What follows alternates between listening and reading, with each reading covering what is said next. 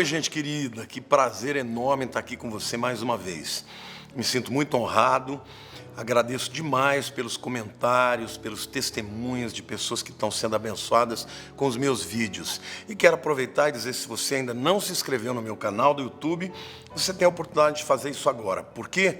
Porque se você clicar nesse sininho aí, depois de se inscrever, você sempre vai receber notificações dos vídeos novos que eu fizer. O tema de hoje é muito interessante. Existem apóstolos hoje. Há muitas pessoas que se intitulam apóstolos. Será que elas estão erradas? Que os apóstolos eram só para os tempos de Jesus?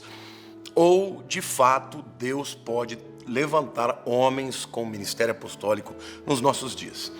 Bom, então vamos lá. Primeiro eu quero começar falando do significado da palavra. A palavra apóstolo vem do grego apostelo, apóstolos ou apostelo, que é o verbo. Apó é uma preposição que significa da parte de, sempre indicando distância, distanciamento, afastamento. Estelo é o verbo enviar. Então, apostelo significa enviar da parte de. O apóstolo, que é o substantivo, é o indivíduo que foi enviado da parte de. Da onde vem esse termo? É um termo que foi cunhado pelos apóstolos, por Jesus? De modo algum. Esse era um termo muito utilizado no mundo antigo, entre os gregos. Quem era o apóstolo daquela época? Ele era um indivíduo que partia, por exemplo, de um reino para outros reinos distantes, levando sempre uma carta, uma notificação para outras províncias. E naquele tempo, como havia sempre alfândegas, quando ele tinha que cruzar aquelas alfândegas, ele tinha que mostrar autoridade, portanto, ele era enviado com autoridade da parte do rei, por exemplo. Então, o apóstolo era um carteiro, era um indivíduo que levava alguma mensagem para algum lugar distante. Quando Jesus usa este nome, apóstolo, ele usa no sentido de mostrar aos seus discípulos que eles seriam enviados para todo mundo com autoridade vinda de Jesus. Jesus diz: toda a autoridade me foi dada nos céus e na terra. Portanto, ide por todo mundo e fazer discípulos em todas as nações. Ele usa esta palavra porque era muito conhecida naquele tempo para a pessoa que saía do lugar onde ela estava e atravessava muitas fronteiras para levar uma mensagem. Em segundo lugar, eu quero falar agora do entendimento usual sobre a questão do ministério apostólico. Há muita gente que escreve e comenta: não, apóstolo não existe mais hoje, era só para aqueles que tiveram a oportunidade de ver Jesus Cristo e ver Cristo ressurreto. De onde esse povo tira isso? Do livro de Atos, capítulo 1, versículos 21 a 23, que eu vou ler. Antes de eu ler o texto, é importante que vocês saibam que Judas traiu e, portanto, não tinha mais 12 apóstolos, só tinha 11, Um deles não era mais. Então, os discípulos sentiram de Deus uma direção de procurar alguém que pudesse substituir o apostolado de Judas. E aí eles falam: mas quem que nós vamos buscar? E o texto diz assim: é necessário, pois, que dos homens que nos acompanharam todo o tempo que o Senhor Jesus andou entre nós, começando no batismo de João, até o dia em que dentre nós foi levado às alturas, um destes se torne testemunha conosco da sua ressurreição. Então propuseram 2 homens, José, chamado Barsabás, cognominado Justo, e Matias. Então, esse entendimento de que um apóstolo, para ser um apóstolo, tinha que ter andado com Jesus desde o início, desde o Jordão, e que viu não só Cristo morrer, como ressuscitar, passou a ser uma das interpretações ao longo dos anos. Mas eu quero aqui fazer uma observação: você nunca faz uma doutrina do Novo Testamento a partir de um livro histórico como é o livro de Atos. O que o livro de Atos está dizendo aqui é que quando os apóstolos tiveram que escolher uma pessoa, eles disseram, olha, é necessário, é importante que a gente pegue um daqueles que viveram tudo aquilo que nós vivemos. Mas eles não estão dizendo aqui neste livro que sempre teria que ser assim. Eu vou dar um outro exemplo para vocês. No livro de Atos, a gente conhece pessoas que já tinham aceitado Jesus, mas ainda não tinham recebido o Espírito Santo. Em Atos 2, obviamente, temos aquele grupo de apóstolos que foram cheios do Espírito Santo. Mas não foram só esses. Quando você vai lá para Atos capítulo 8, os apóstolos vão até Samaria e as pessoas aceitam Jesus, mas precisaram de uma imposição de mãos para receber o Espírito Santo. Depois, em Atos capítulo 10, a mesma coisa acontece com Cornélio. Ele recebe o evangelho, eles da sua família creem, e os discípulos mais uma vez impõem as mãos para que o Espírito Santo venha sobre eles. E depois lá em Atos capítulo 19, acontece mais uma vez para os discípulos de João, que já tinham sido batizados no batismo de João, mas não tinham sido batizados no batismo de Jesus. Por que eu estou dizendo isso? Porque em função destes eventos, muita gente passa a elaborar uma doutrina de que a pessoa pode ser crente, pode aceitar Jesus, mas que pode não ter o Espírito Santo. E aí, então, é necessário buscar uma segunda experiência, que seria, por exemplo, a experiência do batismo do Espírito Santo, para alguém que é crente, mas não tem o Espírito Santo. Isso não ocorreu assim, irmãos. Isso aconteceu 4 vezes.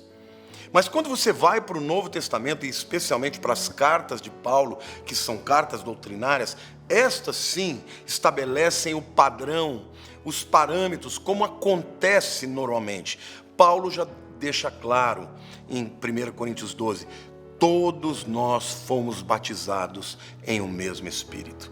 Ou seja, e depois ele mesmo disse, se alguém não tem o Espírito de Cristo, esse tal não é dele. Ou seja, o livro de Atos, ele conta um tempo de transição. Mas quando chega na carta aos Coríntios, a gente vê claramente que o Espírito Santo vem imediatamente quando a pessoa crê em Jesus.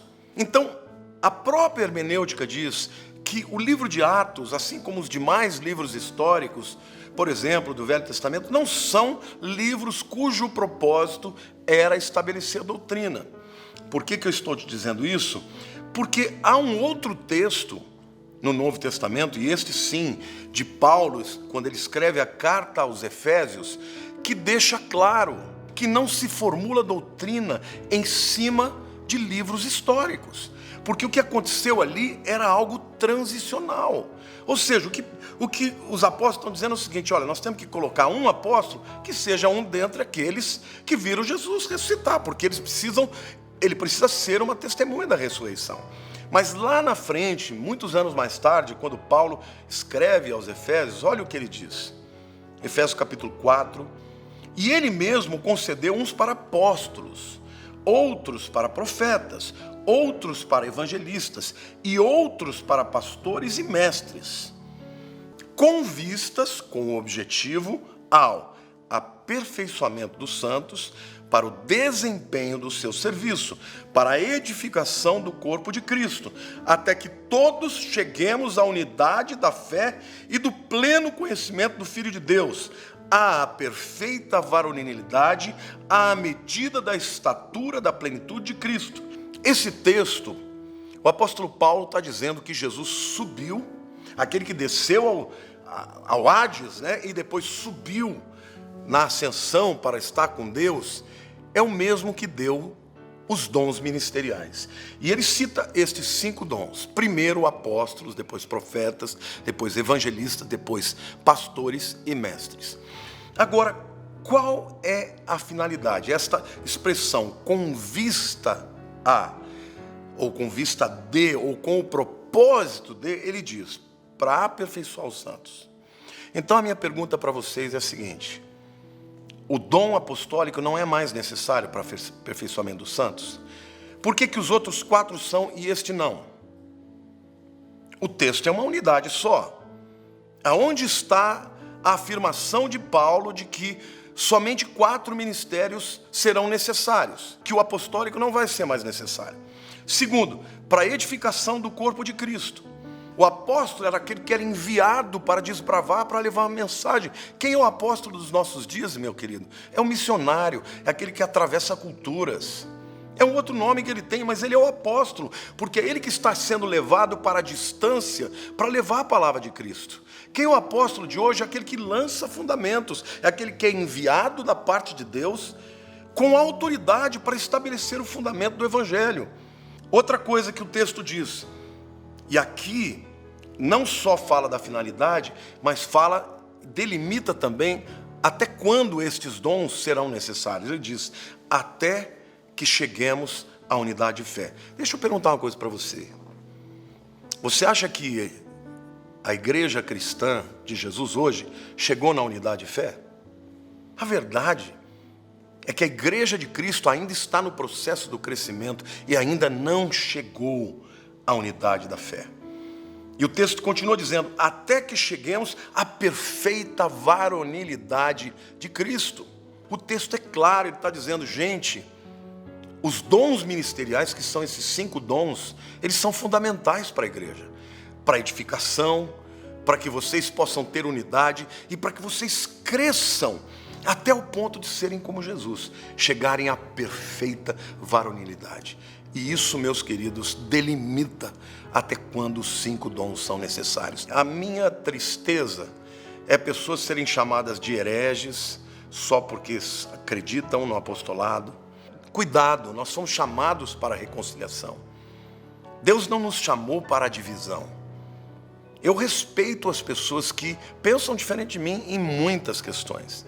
E não fico chamando ninguém de herege, não fico chamando ninguém de falso profeta. Cuidado com o que vai no teu coração.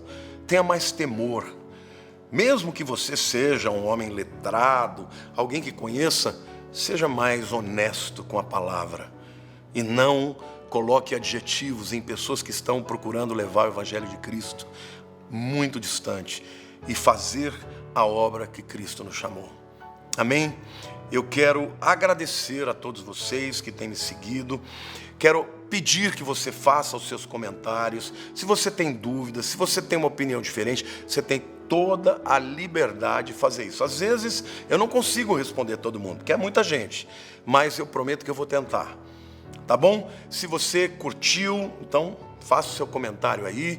Se ainda não se inscreveu, se inscreva. E eu quero agradecer todos vocês que têm me acompanhado.